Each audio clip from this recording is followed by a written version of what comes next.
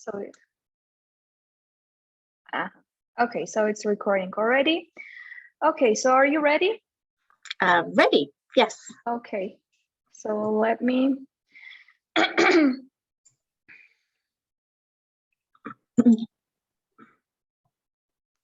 Wait a minute, please. Great.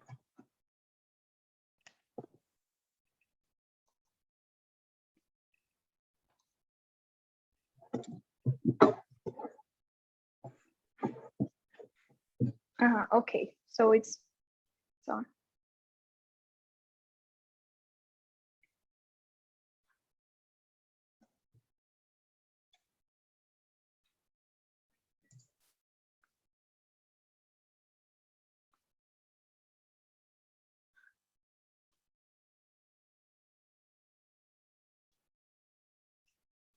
Okay, so we are already live.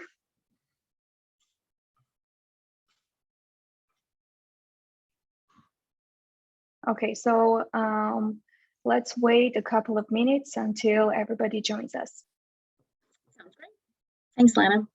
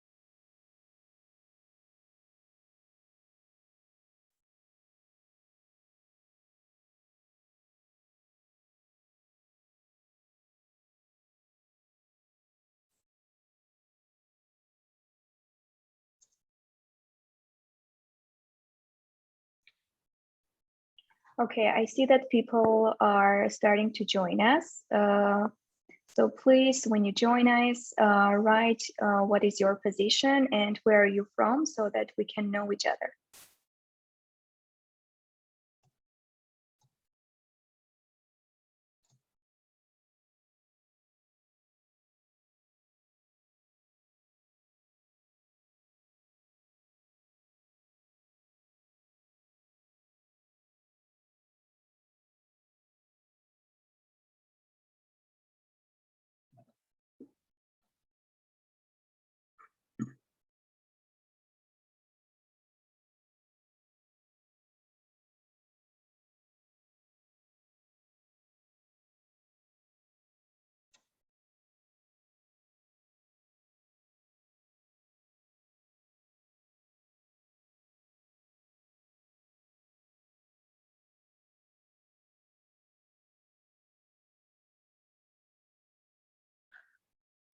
Okay, so I think we can already start. So hello again to everybody. Nice to have you all with us today. So today we already have our 7th ScaleUP webinar, and our guest is Terry Orsborn. the Senior Director of Industry Analyst Relations at SAP. Hello, Terry. Hello, thanks for having me today, Lana. Thank you too for being with us today. Terry, so I would like to ask you like a little bit, tell us about your background, like what is your position again, about your experience, etc. Sure, absolutely, Lana. So first of all, thanks everyone for joining this session on building a content management strategy. As Lana mentioned, my name is Terry Orsborn.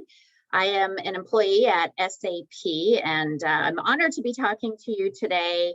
And nice coincidence that yesterday, Banya had some nice announcements around a new SAP startup factory in Armenia. So I feel honored to follow that announcement yesterday.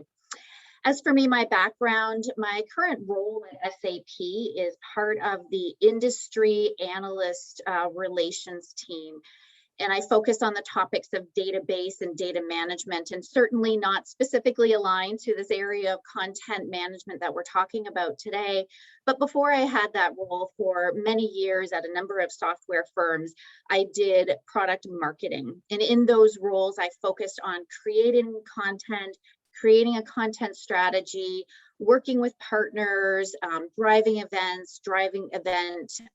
strategies at all sorts of different scales.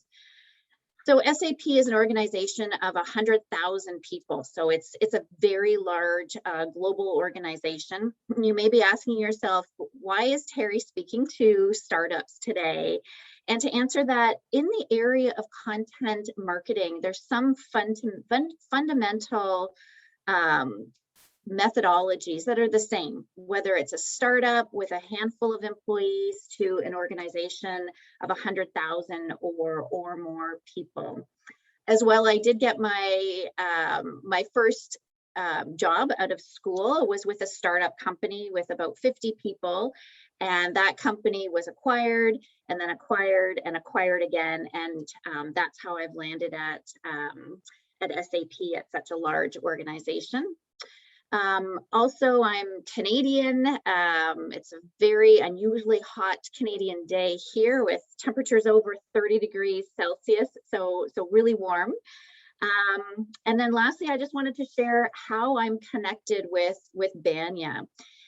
In last year, in 2020, there was an opportunity for selected SAP, very lucky employees to participate in a social sabbatical to do essentially consulting work around the world with different organizations. So I was part of a team that was assigned this virtual social sabbatical to work with Banya. And at that time, the team and I made a number of recommendations for Banya's marketing strategy and the channels that they were going to market. It was a wonderful experience. We got to meet quite a few people at Banya, and that's how we were connected. Back to you, Lana. Yeah, last year, yeah, we worked together, and Terry, it was an honor to work with you, with your team, and you helped us a lot. Thank you for that. Thank you. That's great to hear. Okay, I believe we can already start like sharing the presentation. But before that, let me tell that people who are listening to us, guys, you are welcome to write your comments, questions in the comments part. Okay, and okay, let's start. Great. I am just going to put it into presenter mode. Can you just confirm that you can see my slide? Yeah, I believe, yeah, we can see your. Okay, great.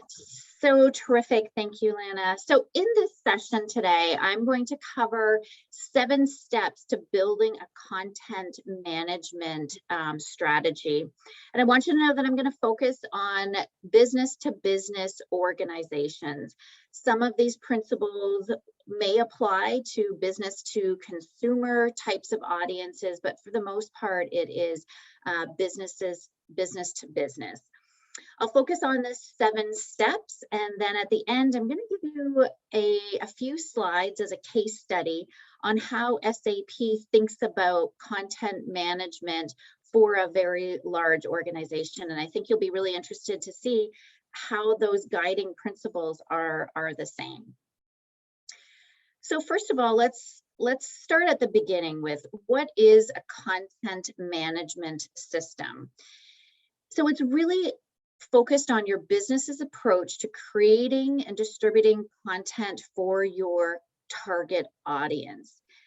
So content management can be very straightforward, but it can be easy to get wrong if you don't prioritize content that is relevant for your audience. And it's also essential that you document your content management strategy so that you can focus on providing value to your audience. You need to understand what your audience wants and needs, and then focus then on developing the content that's useful for them, whether it's something educational, relevant, or otherwise valuable for them.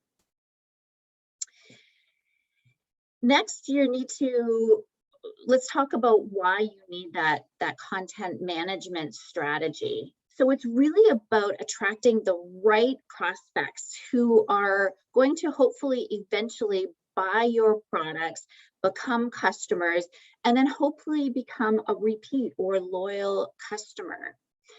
And you need that content strategy to bring potential leads down that sales funnel and keep them coming back. If you're creating content without purpose, just so you can have content out there, it can be extremely costly and time consuming and really not be the best use of your resources. Knowing your strategy before you start producing any content at all will allow your brand to become more relevant and more impactful and result in better conversions and create better trust with those that you want to target. Let's take a look at the 7 content management strategy guiding principles that we'll talk about today. We'll start at a really logical part about setting your goals. Then we'll focus on determining your target audience. And next, number 3, there's quite a few points in this statement. First of all, inventorying your current content, creating new content that is both consistent and compelling for your audience. So we'll dive into those 4 points there. Also, choosing your distribution channels. What are some good practices for that? And then creating a great homepage as well. What's essential for you to think about, either when you first create this homepage on the web, or how to tweak it and make it even better. We'll talk about the importance of developing a clear and documented editorial calendar, and I have a sample to show you. We'll also talk about developing standards for branding and the importance of always following those branding guidelines. And then last but not least, this needs to be a continual loop. We need to measure success, track your results, and adjust as necessary. Of course, it's difficult to get things perfect right from the start, so adjusting to get those best results. So let's start at the beginning now with number 1 in terms of our guiding principles. So setting goals. When you start this process, having your end goals in mind will help keep you focused throughout the journey. Otherwise, it can be really easy to get distracted. Without concentrating on your business objectives, you could just end up publishing content, again, just for the sake of publishing it. And if you don't have goals, well, then how will you know later in the process if you are successful, if you've met your goals, if you've been doing well? When you think about your goals, there's all sorts of goals that might relate to your business. Could it be increased revenue? Of how big of an increase of revenue? Or could it be more sales? Could it be more marketing, like increased time spent on your web pages? increasing the number of views of your web pages, or maybe you have a trial version of your product available. Can you document goals for increases to the number of downloads of your products? Another really important goal to keep in mind is developing a unique selling point through your content that shows the uniqueness that your product has over your competitors. Do you have the best service? Do customers think of you as a value-added advisor? Are you lower priced? Are you faster to market? Are you local? There's such a focus on buying from local organizations. Do you present yourself as being an Armenian organization? There's all sorts of different areas that you could be unique among your competitors. It's important to find this USP, the unique selling point, and build that into your strategy. And of course, the goals need to be SMART. This is not new. I'm sure everyone's heard of the SMART goals. Being very specific, being measurable, that you can actually measure them in an easy way, making sure that your goals are action oriented. You can do something. Of course, being realistic and always having a timing for your goals as well. Next, let's talk about your target audience. Of course, it doesn't make sense to try and appeal to everyone. You can only create effective and successful content if you know and define your audience. And you don't necessarily need to stick to just one target group, but rather maybe one main group and a subgroup. You need to get to know your audience and your customers. Where do they spend time? Where do they spend their money? What are their interests and hobbies? What's important to them when they consider making a purchase for a product like yours? How do you uniquely solve their problems? And how do they want to get to know you? Do they want to know about the industry and then learn about your product? And how do you get to know your target audience? Well, talk to them, ask them, get to know them, do surveys with your customers, or do a post-sale follow-up call to see how they are enjoying their product, how is it going. You can get to know them through those kinds of methods. And knowing your target audience really helps you not only build the content, but know where to promote the content and how to engage with your potential customers. Next, we'll talk about creating the content. So first of all, most organizations have content out there already. And I would suggest that the best way to start is to go through and inventory the current content that you have. And have a spreadsheet or some kind of a documentation of every single piece of content. And subjectively look at that content and review it. What still works for your audience? What maybe doesn't? What's old or irrelevant? What might have old logos on it, for instance, that you changed partway through? Think about what your most important targets are and what has been most successful. There's content that nobody's looking at. Perhaps it's time to retire that content and replace it with something that will better suit the needs of your audience. And then, of course, at this time, take a look at what you're missing, and you think about your customer's journey.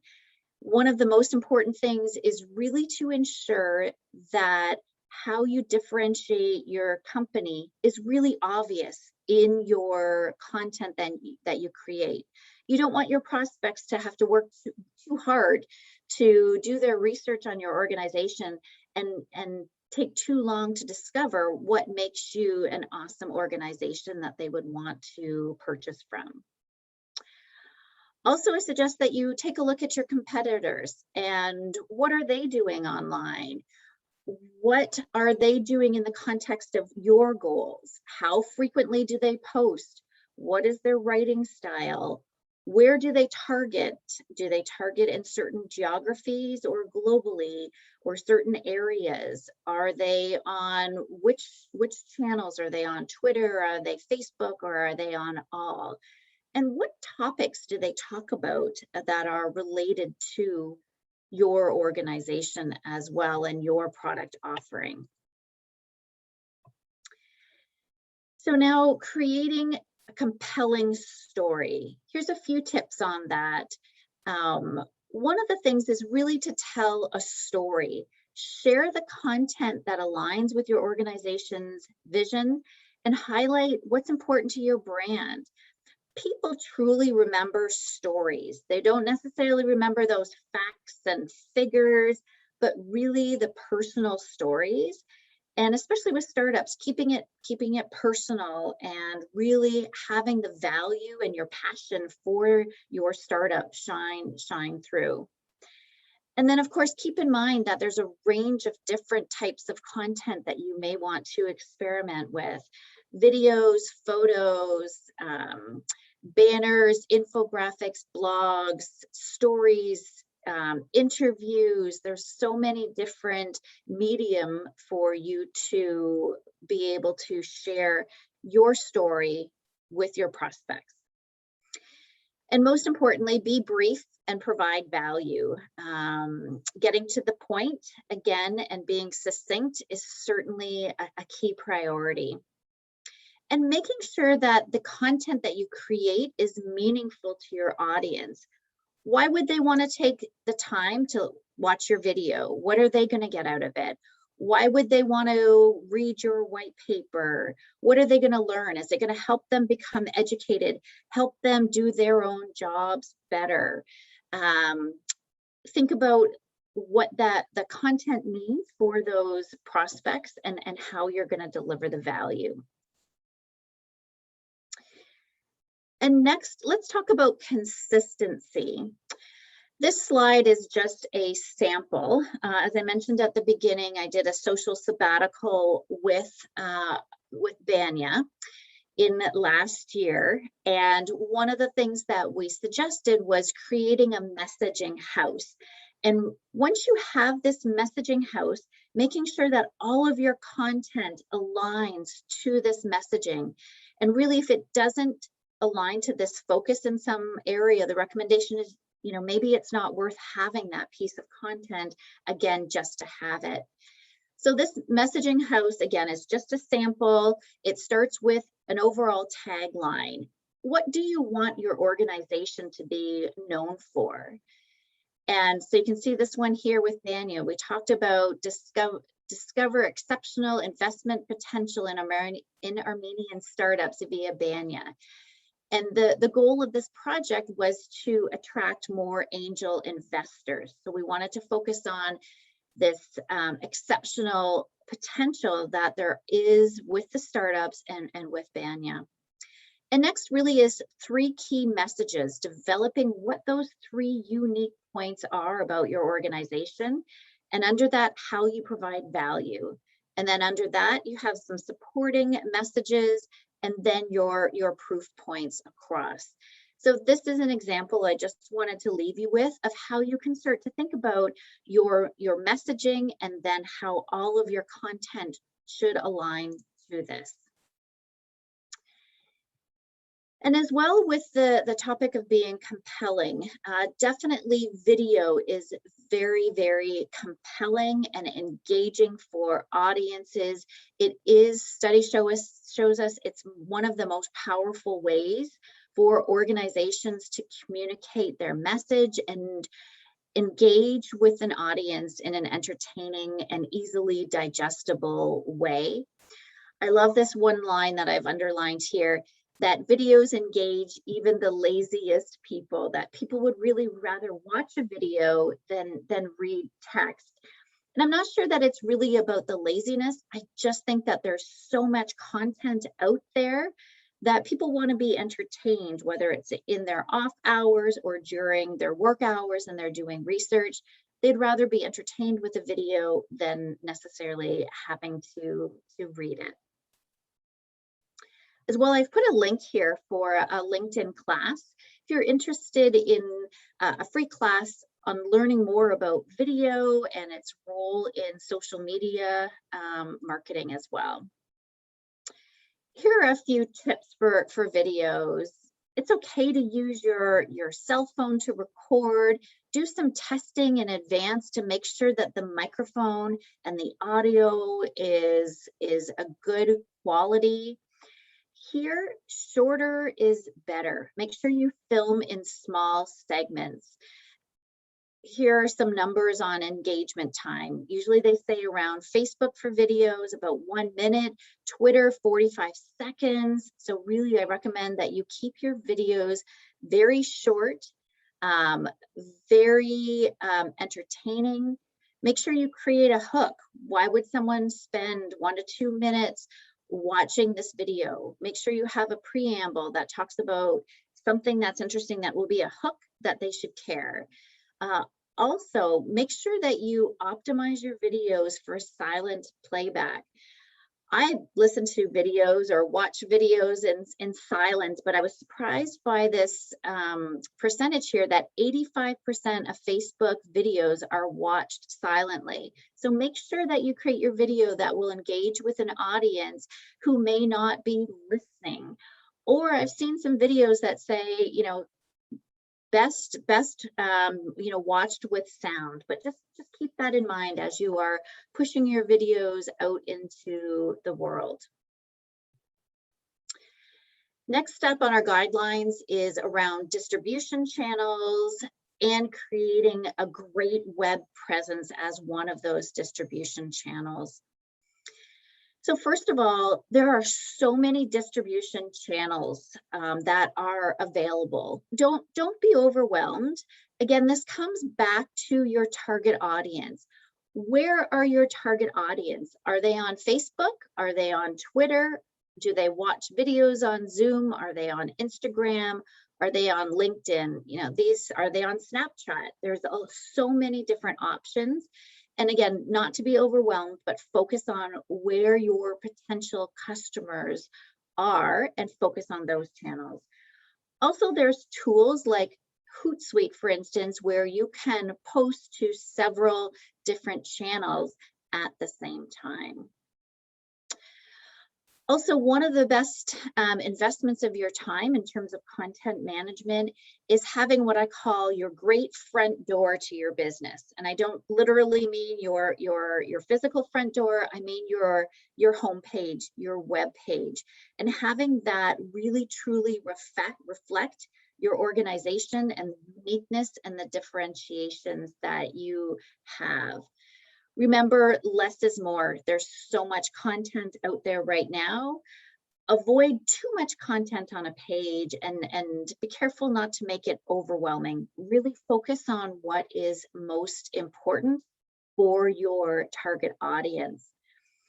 One of the most important trends is around this skimmable content and having content that's really easy to consume and to understand. Make sure you're speaking in a language that is familiar to your audience. And I don't mean just which language, but I mean in the complexity in the words that you choose, reflect your audience in that area. Another item here is keeping content promises with your reader. And what we mean by that is if you say, watch this video to learn this and make this your compelling statement for your call to action, make sure you're delivering on that if you're making it something great, make sure that you are making it something great for your end users. As well, if you're sending out an email, for instance, and you say, okay, go here to learn more, don't just take them to your front page, take them to that exact piece of content that's going to answer what you've advertised. You need to make it easy for people, for your prospects, or else they're just going to give up and not bother. Another best practice here is to consider giving before gating. And by that, I mean, There are lots of content where you might want to put a form in front, like fill this form out and then you get this piece of content, or fill this form out so we can contact you. But I do caution that people get turned off a lot by that, and they may not want to fill out the form, but it's a lost opportunity for you because you still want to get your foot in the door to be able to share with them your uniqueness. So I do suggest that you consider giving lots of content before your prospect gets more invested, and then you can ask them for their contact information. And again, use lots of different content formats, experiment, see what works best and attracts the highest levels of engagement for your audience. And then social media. Social media is a great way to amplify what you're doing in different areas. Gather your group and set aside some time, a small amount of time to engage with your network.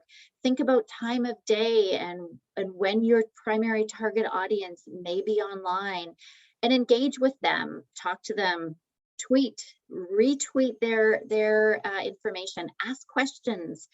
And as well, I put a link here around an SAP case study that was a project that we did, and we turned it into many 500 pieces of content and had very valuable small segments of that content and pushed it over different social channels, which was tremendously successful.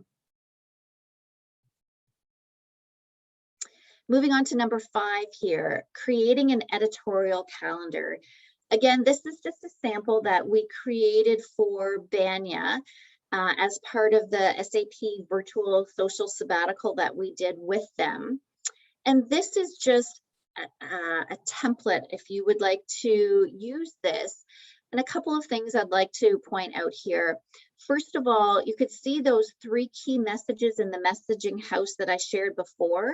And so each of the pieces of content align to those key messages. And then think about your format. Is it a blog? Is it a video? Is it a white paper? What is that format that you're going to use for that key message? And then also document the content details and the delivery date and how you're going to reuse it in the different channels and where that's going to be posted.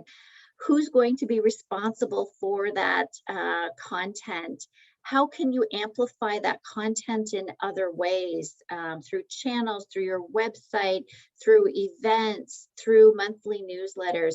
Really give some thought to how you can get your message out. And then when you're thinking about getting your message out, it's important that you have very specific standards for your branding and that you always use those standards. It should be that if you took your logo off your email newsletter or off your website, people would still know that that's your brand because of the colors, the voice, the product naming, the fonts, the look and feel, that things are consistent and consistently makes that impression. I suggest that you document out your branding guidelines. You consistently use the same font, for instance. You have an image library of images that depict your organization and reuse those. Think about the colors. That's really important. You know, start by having 3 main colors that you always use. Really important in terms of branding, use one logo and do whatever you can to not change that. That's how the world will get to know you. And then design elements. Keep it simple. Use the same look and feel always for your banners, whether you are having a webcast or a webinar series, or you're having an in-person event, or you're advertising an interview or a video. Make sure they all look like they belong together. And then also have some templates, have a newsletter template, email signatures, event invites, a PowerPoint presentation that everyone in your organization uses for everything, so that there is consistency throughout. And then last but not least, measuring success.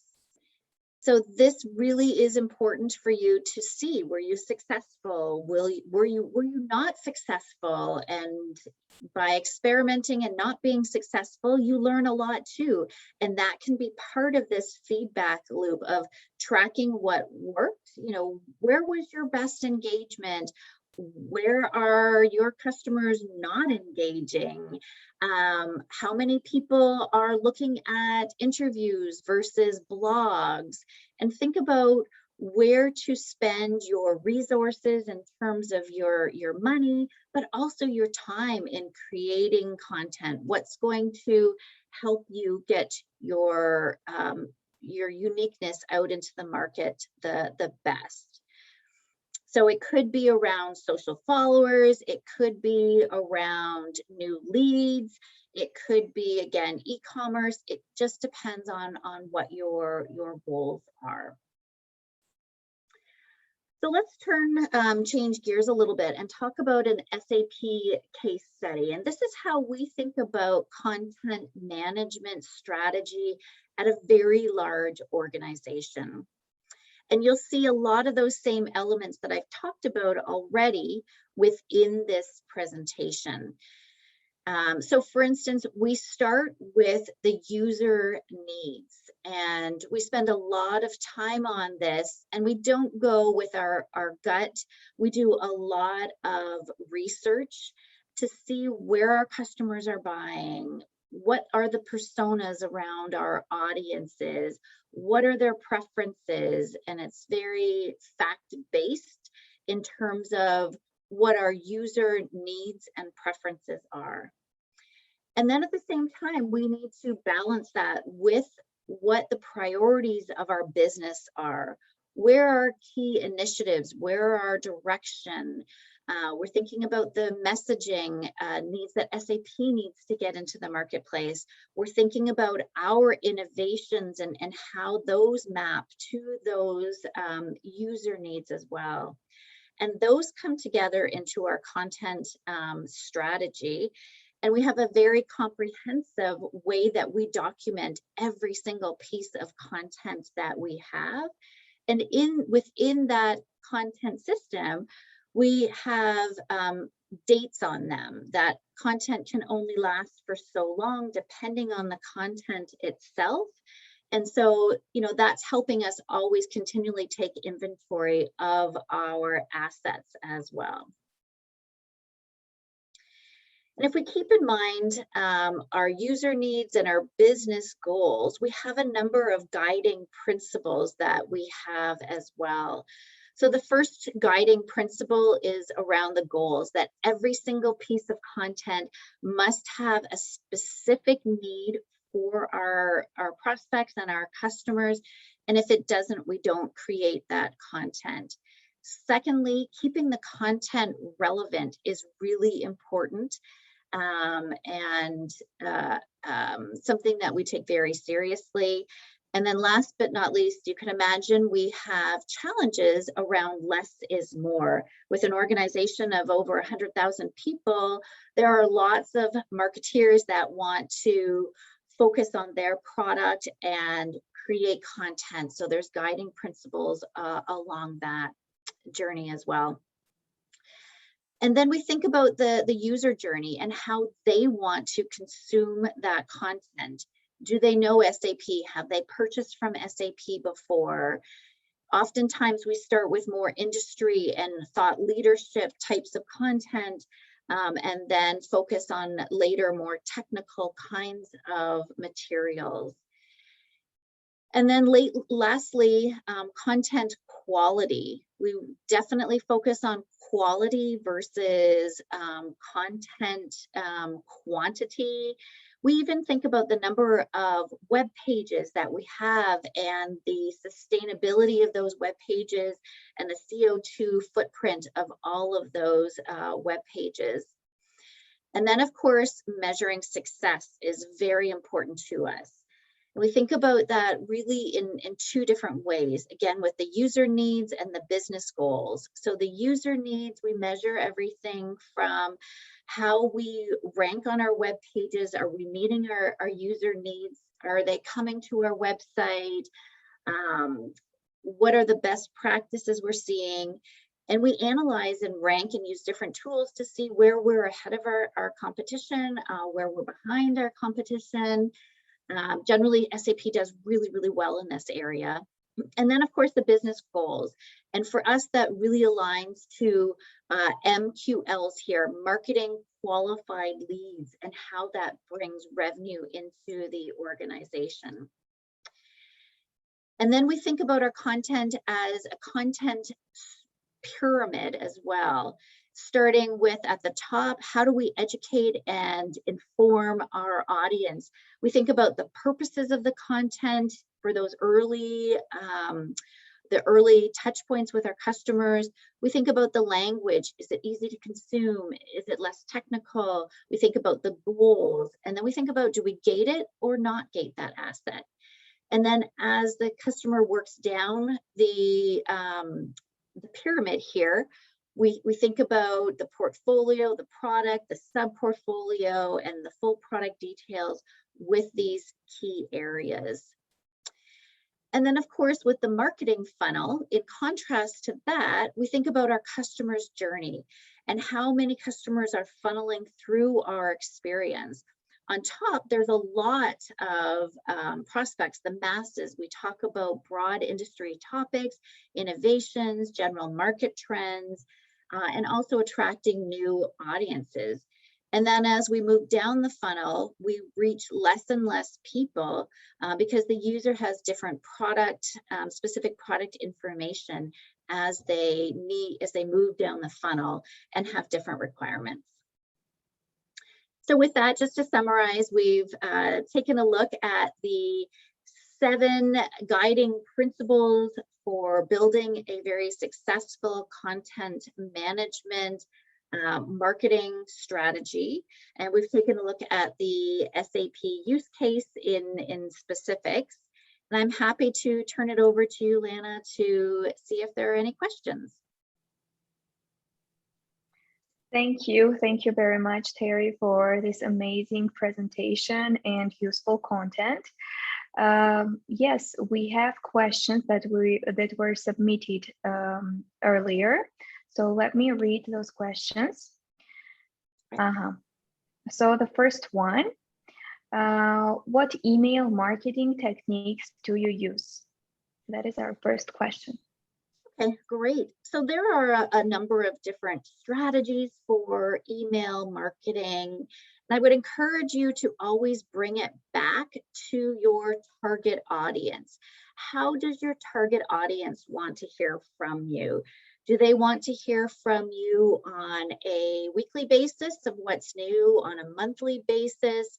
Do they want a newsletter that talks about general topics? Could be general industry trends in Armenia. Are they interested in your particular industry? Let's say it's healthcare. Do they want to hear healthcare news from you? Or do they want to hear just about your product, for instance? So it's really about knowing your target audience and what they want to hear from you and how they want to hear from you too.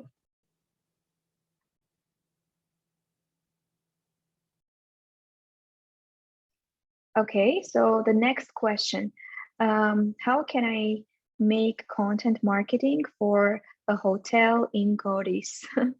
Goris, it's in Armenia, the city. Great. So great question. So I did focus today more on B2B than a business to consumer. But again, a lot of the same principles apply around knowing your audience and what are they looking for in a hotel stay with you? How are you unique? Are there business travelers coming? Are there tourists that are interested in local sites or special restaurants that are close, or even the restaurant within your hotel maybe? Really thinking about what is the unique value that you bring. And then also, for hotels, and we didn't really talk about this very much, but customer reviews in general, really doing a good job to promote those really excellent customer reviews and highlighting in different ways the ones that align to your uniqueness. And it's a wonderful way when you can, instead of saying, my organization is unique because we do these things, that's good, but it's even more powerful if you can say, these customers who are satisfied, they really like our hotel or like our organization or like our product for these ways. Having someone else endorse your organization is very strong. Okay, thank you. The next question is this. How can I use content marketing to increase brand presence in the most efficient way? I would say the number one way of being most efficient here is to be consistent in your branding. I did share the one slide that talked about consistency from everything from your colors to templates for newsletters and events. It's really everything you do should be consistent and pushed out so that people can really get to know you and your brand, even let's say without your logo on there, that it should be that obvious that this is your unique mark. Thank you. The next one, what are the most common mistakes brands make with content marketing? Oh, great question. I think that, one of the things that we talked about at the beginning was really focusing on your target market and having everything you do align to that target market. When organizations try to be everything to all people and just push content out, it's very unfortunate because their unique value does not shine through, that there's too much noise and there's too much going on. But to have that focus of, here's my target audience and here's how we offer something unique to this particular group of people, that's the focus that's going to help move businesses forward. Okay, another question. Which metrics are most critical to measuring the success of content marketing initiatives? I would say that, again, it depends on your goals. It could be that you have a very early startup, let's say, and your goal is to get 2 customers or 3 customers. So that would be a really very different kind of content strategy than if you had an organization where you wanted to have a more broad approach and have, your unique value proposition could be lower price. In order to be successful, you need so many customers. It's just the approach that would be so much different. So depending on what your goals are, it would be unique for each different organization. Okay, that's great. Thank you. And now let's move on to the questions. I believe we have some questions here in the comments. So Julia has written to us. Hello, please can you talk about SEO friendly content? The keys to create a content which will be SEO friendly. Also main SEO skills that a content writer should know. Great. The SEO, the search engine optimization, is very important in terms of having people find you on a Google search, for instance.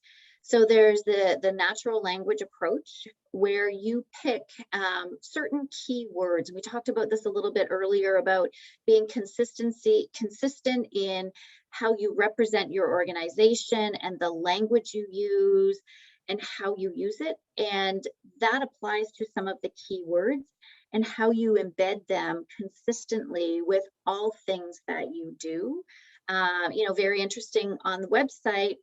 PDFs, for instance, are not searchable by the web, by the search engines. And so, perhaps it's better not to have a lot of PDF kinds of content, but more content on the web or Word documents where it is searchable for those key terms on your content. Mm-hmm. And Julie has written another question. So she has written, does the company's content team need to have a content writer, content strategist, editor, content manager, etc., or only one person can do this all by himself? Well, it might just depend on that individual and that organization. It certainly can be done by the same person if they can really understand the overall strategy and goals of the organization and align that to how a great content marketing strategy can help deliver on the organization's overall goals. And then being able to write the different content, I guess it really depends on their skill set, whether they can do the web pages and the newsletters and the videos and the blogs and all of that together. Certainly different organizations organize themselves a little differently. Of course, at SAP, we have overarching strategy for content. I shared those slides with you. And then within each of the product groups, there's different people who are writing the content, ensuring that it aligns to those top level goals as well. But there's goals and sub goals depending on the size of your organization and how that content comes together. Mm-hmm. Thank you. Okay, so we have another comment. Someone is asking if you can share the presentation after the webinar. I'd be happy to provide that to you, Lana, and then you can share it however your channels allow. Would be great. Okay, guys, please write your emails, whoever wants the presentation, and we can send it to you. Somebody is saying, thank you for very useful and valuable insights. And also, we have a comment. Please share any tools you will suggest for an editorial calendar. Okay, wonderful. So I did provide the one slide with the editorial calendar. It was just very basic, but I really think it's about having a template that, first of all, aligns to your key messages and making sure every single piece of content aligns to your key messages. And what that content is, where it's going to be shared. If you wanted to make it a little bit more complex, and we think about this at SAP a lot, of what part of that funnel and the journey are they in? Do they need something that's thought leadership that talks about the need for your product? Or do they already know that? Or is it more industry content? Is it content written by your organization? Or, for instance, another area that I work in with analyst relations, we sometimes hire an analyst to write a paper around the trends, around the business problems. They don't talk specifically about our organization, but then of course we put their paper with, here's the need in the marketplace with, and here is the SAP offering to fill the need for that paper. So we think about that funnel and how we want to target the audience too. So those are some of the key factors. I hope that helps. Mhm. And I guess the last question, and okay, so this is again a comment from Julia. Terry, thanks for your time and great presentation. Please imagine you are just starting your career as a content career. What should be your first and most important advice for yourself? Thanks once again. Have a good day. Oh, wow. Great question. Oh, that's a tough one. I think my advice would be really focus in the areas that you are passionate about. And, whether it's, doing more research on search engine optimization or figuring out, writing in for newsletters or writing to attract different audiences. There's so many different components to content marketing and the strategy and the execution of delivering on that, that really I suggest that you find your passion and your niche and really focus on being an expert in that area. Mhm. Okay, I guess that's it. We don't really have any questions. Thank you very much. And in the end, I would like to thank you all again and to remind you that ScaleUp webinars are initiated by Bana to educate Armenian startups by touching startup-related topics and critical questions.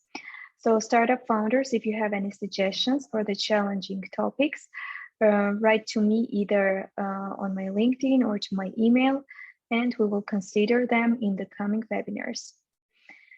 That's it. Thank you very much, Terry, once again. And yeah, that's it. Bye-bye. Great. Well, thanks for having me. I hope this was useful for everyone, and I'll send through the presentation. Okay, that's great. Bye. Thank you. Bye-bye.